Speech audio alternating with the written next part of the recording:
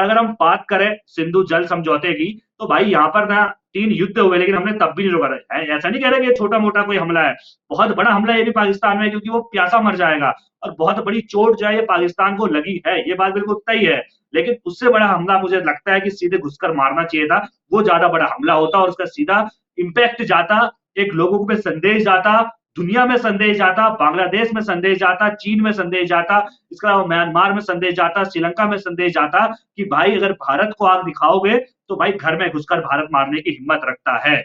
ये मैं बस चाहता था कि भाई घर में घुसकर आतंक को कड़ा जवाब दिया जाना चाहिए था। अब मैं आपको बताता हूँ ये जो सिंधु जल समझौता ये है क्या 1960 में लागू हुई थी दोस्तों। सिंधु नदी को पाकिस्तान की लाइफलाइन माना जाता है। करीब 21 करोड़ से ज्यादा की आबादी पानी की जरूरतों को पूरा करने के लिए सिंधु और उसकी 4 सहायक नदियों पर निर्भर रहती है। और पाकिस्तान में जितनी खेती होती है ना, उसकी 80% खेती जो है वो सिंधु नदी पर ही डिपेंड है। तो भाई सिंधु नदी का पानी रोक देंगे, 80% पहले तो खेती नहीं होगी, भूखे मरेंगे बेचारे। उसके बाद प्यासे मरेंगे क्योंकि 21 करोड़ तक ये पानी पहुंचता था।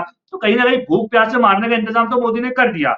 इसके साथ साथ एक एयर स्ट्राइक या कुछ ना कुछ तो बनता था कि पाकिस्तान को थोड़ा डराया जाता। 1965 की जंग में भी पाकिस्तान के साथ सिंधु जल संधि स्थगित नहीं की थी। 1960 में ये हुई थी लेकिन हमने नहीं की, अभी तक नहीं की थी। 1960 से अभी तक ये संधि चलती आ रही थी। हम पाकिस्तान को लगातार पानी देते आ रहे थे। 1971 की जंग में भी भारत ने पाकिस्तान को 2 टुकड़े कर दिए, लेकिन उसके बावजूद भी बांग्लादेश का जन्म हुआ, लेकिन हमने ये संधि नहीं तोड़ी।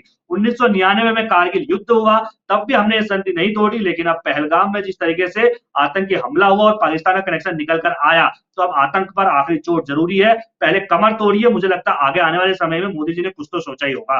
भाई मोदी हमेशा इतने हल्के में नहीं ले सकता पाकिस्तान उनको, कुछ तो सोचा ही होगा। पहले कमर तोड़ो, उसके बाद इनको उकसाओ, अब ये कुछ करेंगे तब हम कुछ करेंगे। अब सीधे तौर पर पाकिस्तान उकस भी गया है भाई, मतलब पाकिस्तान उकसावे में आ गया है और कह रहा है अगर पानी रोका या पानी मोड़ा तो हम इसको जंग का ऐलान मानेंगे। तो भाई मान लो ना जंग का ऐलान, एक पत्थर पत्थर को छोड़ो छोड़ो कंकड़ फेंक के देखो, उसके बाद मोदी साहब क्या हाल करेंगे। अब आज पाकिस्तान ने जो है जवाबी कदम उठाए, उसने भी बाघा बॉर्डर को बंद कर दिया जो हमने कल किया था। सार के वीजा सुविधा स्थगित कर दी, हमने कल ही कर दी थी। और भारतीय विमानों के लिए अपनी हवाई सेवा भी जो है, हवाई सीमा जो है उसको बंद कर दिया, यानी कि अपने एयरपोर्ट जो है भारतीय हवाई जहाजों के लिए बंद कर चुका है पाकिस्तान। पाकिस्तान के प्रधानमंत्री ने एक धमकी और दी है, उसने कहा है कि शिमला समझौते को हम रद्द कर देंगे, यानी कि शिमला समझौता रद्द करने की धमकी दे रहा है। शिमला समझौता क्या है इसके बारे में अगर मैं आपको बताऊं तो भाई 1971 का युद्ध हुआ था जब हमने जो है बांग्लादेश को अलग किया था पाकिस्तान से। तो उस वक्त पर एक समझौता हुआ था क्योंकि हमने पाकिस्तान के करीब 93,000 सैनिकों को अपने कब्जे में रख लिया था।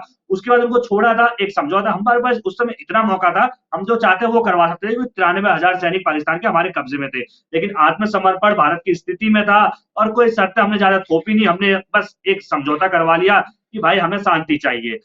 अब कहां और किसके बीच हुआ तो 2 जुलाई 1972 को हुआ था। इंदिरा गांधी हमारी प्रधानमंत्री थी और पाकिस्तान की अगर बात करें उस समय राष्ट्रपति जुल्फिकार अली भुट्टो हुआ करते थे। दोनों ने हस्ताक्षर किए और शिमला समझौता हुआ। इसमें जो बातचीत थी द्विपक्षीयता का सिद्धांत तो होगा।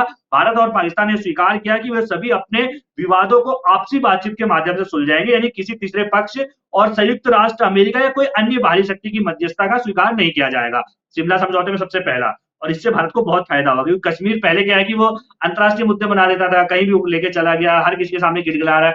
अब जब ये समझौता हुआ तब वो कहीं नहीं बोलता था कश्मीर, भाई हम दोनों का मामला है, तुमने साइन किया है। लेकिन अब जब वो कह रहे समझौते से मैं दूर चला जाऊंगा, इसको अब नहीं मानूंगा, तो फिर मुझे लग रहा है कि अंतर्राष्ट्रीय मुद्दों पर कश्मीर को लेकर गिरेगा। लेकिन उससे पहले भाई पीओके ले लो, काम तमाम कर दो, मैं तो भारत से यही कहूंगा।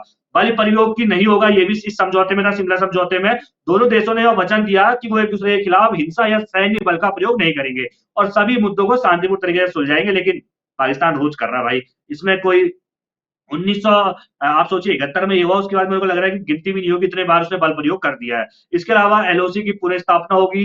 1971 के युद्ध के बाद की स्थिति के अनुसार एक नई नियंत्रण रेखा एलओसी निर्धारित की गई जिसे दोनों देशों ने मान्यता दी।